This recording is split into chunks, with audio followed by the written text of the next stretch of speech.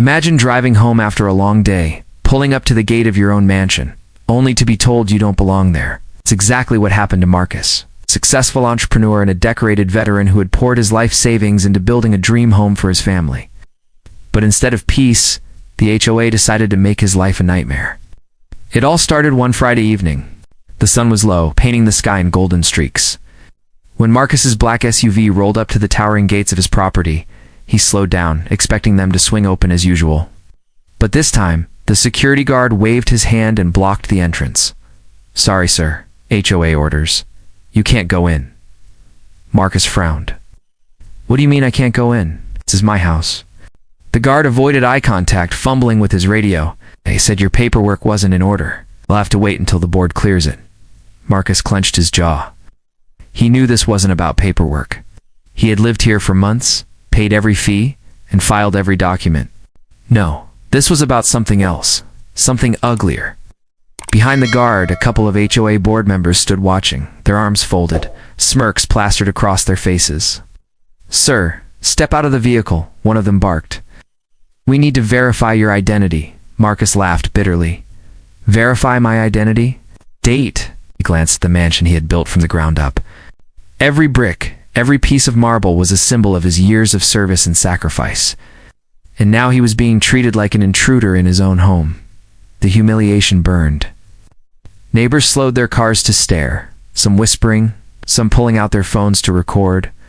Marcus could feel his daughter's anxious eyes from the back seat, clutching her teddy bear, whispering, "Daddy, why won't they let us go home?" That was the moment his anger turned cold. This wasn't just an inconvenience. This was an attack on his dignity, his family, and his right to belong. He took a deep breath, pulled his phone from his pocket, and made a single call. His voice was calm, almost too calm.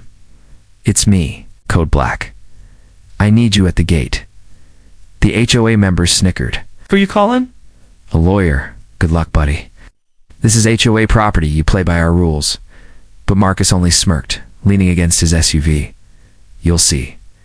Minutes passed. The tension grew thick. The HOA members strutted, whispering to each other, thinking they'd won. But then, in the distance, the low rumble of engines broke the silence. Blacked-out SUVs appeared one by one, headlights cutting through the dusk, pulling up in formation. The gates vibrated under the sound of heavy tires rolling closer. The guard's face went pale. Neighbors gasped. HOA board members froze, their smugness melting into fear. Marcus, special ops crewmen and women who had served alongside him in the most dangerous corners of the world were here. They stepped out in unison, disciplined, intimidating, their presence radiating authority. Marcus looked the HOA president dead in the eye. "You wanted to make this about power? Let me show you what real power looks like." And in that moment, the entire neighborhood realized this was not the same man they thought they could push around. The HOA board president, a heavy-set man in an expensive blazer, puffed up his chest and tried to mask his fear with arrogance. "This is intimidation. You can't just roll up with your little gang and expect us to." One of Marcus's crew stepped forward. A tall woman with a sharp gaze, her stance military perfect, cut him off with a tone that silenced the entire street. "We're not a gang, we're decorated service members. And this man you're blocking? He's the reason half of us are alive today. Show some respect." Her words landed like a hammer. The neighbors murmured, their phones still recording. The smug grins were gone now, replaced by unease. Marcus kept his cool, though his heart pounded with a mix of anger and resolve. "This is my home. My family is inside that car. You think you can keep me out because of some bogus paperwork issue? No. This isn't about rules. It is about prejudice." The HOA president's face twitched. He tried to brush it off, but the truth was too obvious. The stares from the neighbors cut through him, exposing the ugliness of what they'd done.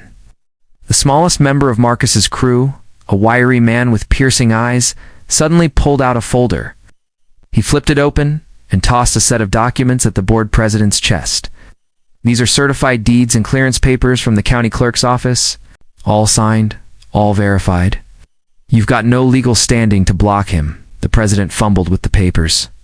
Red-faced, but before he could respond, Marcus's daughter peeked her head out of the car window. Her small voice carried across the crowd. "Why don't they want us here, Daddy?" The silence that followed was deafening.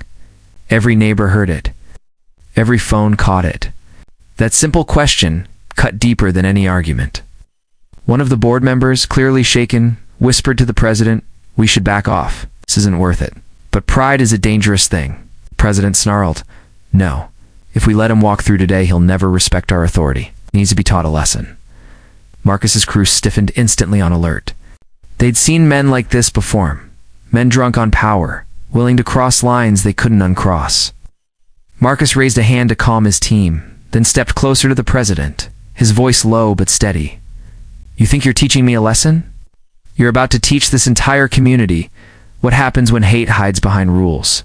The president scoffed, but his eyes darted nervously to the growing crowd of neighbors. Some were recording live streams, narrating the injustice as it unfolded.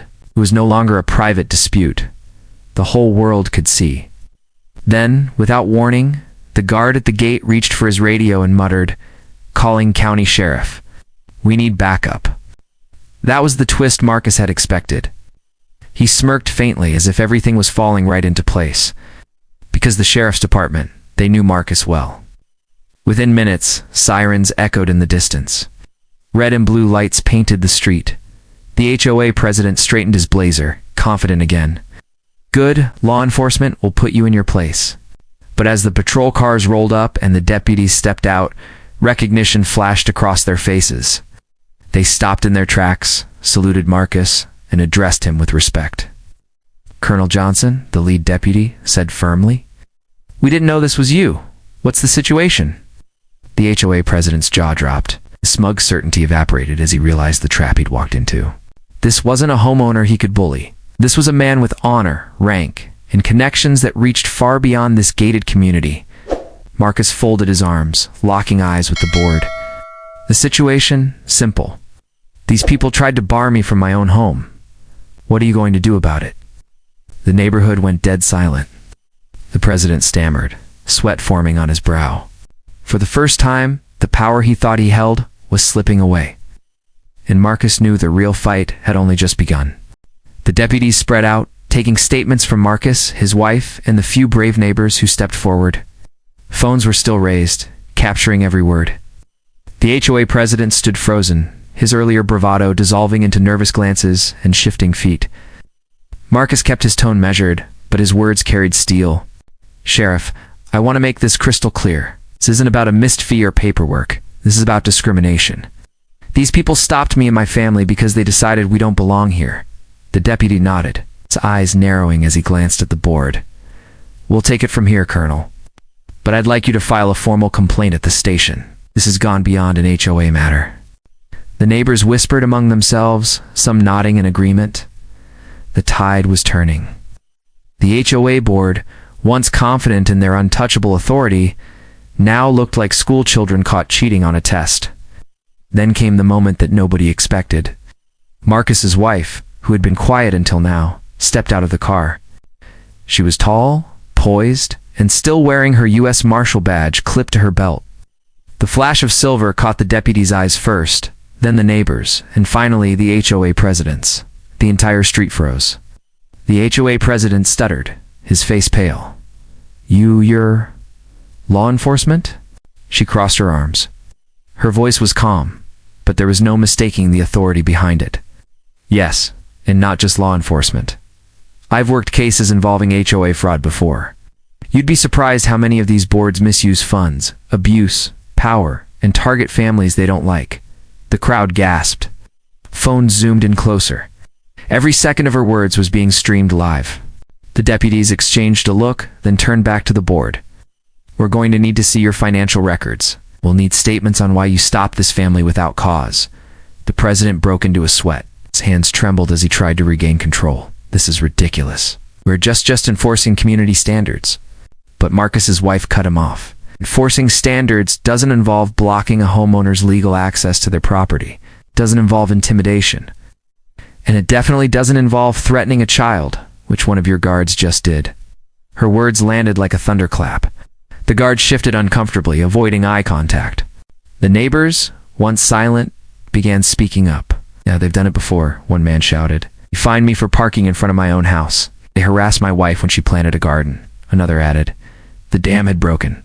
Story after story poured out, each one painting the HOA not as protectors of the neighborhood, but as tyrants in polo shirts.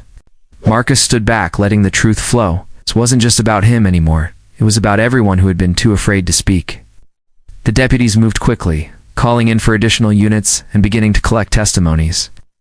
The HOA president tried to shout over the noise, but his voice was drowned out by the rising chorus of neighbors. And then, the twist no one saw coming. One of Marcus's crew quietly walked over to the deputies and handed them a flash drive. We've been tracking their harassment for weeks. Security footage, phone records, even evidence of bribes. It's all here. The deputy raised his brows, impressed. That's more than enough to open a full investigation. The HOA president looked like he might faint. His empire of control was crumbling right in front of him. Marcus turned, finally addressing the crowd.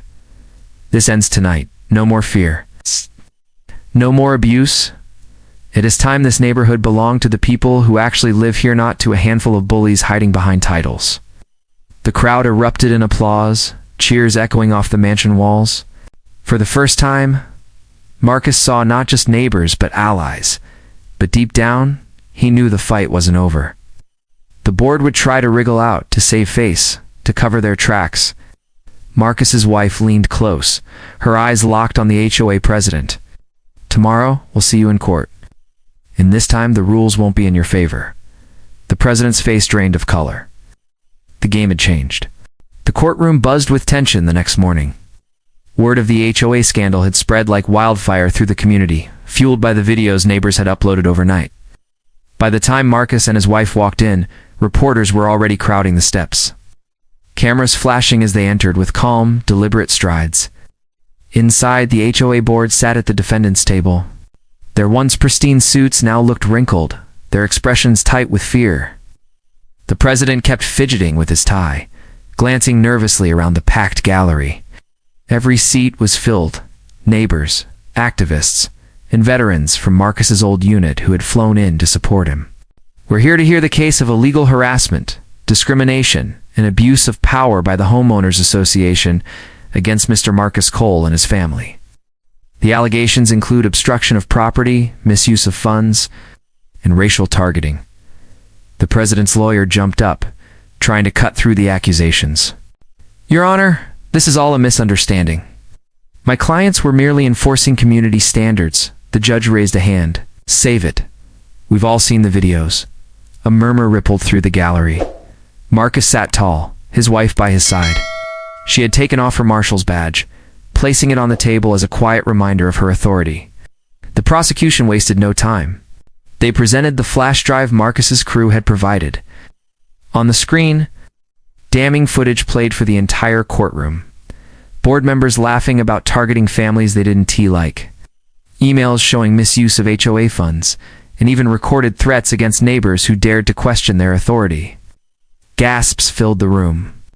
The HOA president's face turned red, then pale.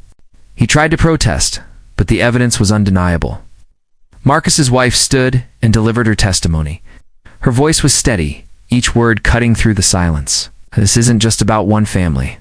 This is about power abused against an entire community. Families were fined into submission, threatened at their own doorsteps, and silenced when they spoke out. But when they came after us, they picked the wrong house. The judge leaned forward. And you, Mrs. Collier, a U.S. Marshal? Yes, Your Honor, she replied. And I can tell you firsthand, the tactics this HOA used mirrored the very same intimidation I've seen in organized crime. The gallery erupted in whispers, the weight of her words striking everyone. The judge's gavel came down sharply, silence in the court. Then came the moment of truth. The judge fixed her gaze on the HOA board. You are guilty of harassment, abuse of power, and fraud. Effective immediately. This board is dissolved. Financial restitution will be made to the families you targeted. And Mr. Cole, your record will reflect that this was not just a victory for you, but for every family in this neighborhood. The room exploded in applause. Neighbors stood, cheering and clapping, some with tears in their eyes. Marcus's crew exchanged firm nods, proud to see justice delivered without fists or force. The HOA president slumped back into his chair, defeated. His empire of intimidation had been dismantled, not by fear but by courage, truth, and unity. Marcus stood, addressing the crowd one last time. This community belongs to all of us. No one will ever stand at our gates again and tell us we don't belong. We've proven tonight that bullies can be beaten when we stand together. The cheers grew louder, echoing through the courtroom walls. For the first time, the neighborhood felt like home. As Marcus and his wife walked out hand in hand, the sun hit their faces, and the crowd followed them outside. United, empowered, and free from the shadow of the HOA. And to those watching, Marcus left a final message. Never let anyone decide your worth. Stand up, speak out, and fight for what's right, because justice isn't given, it's earned.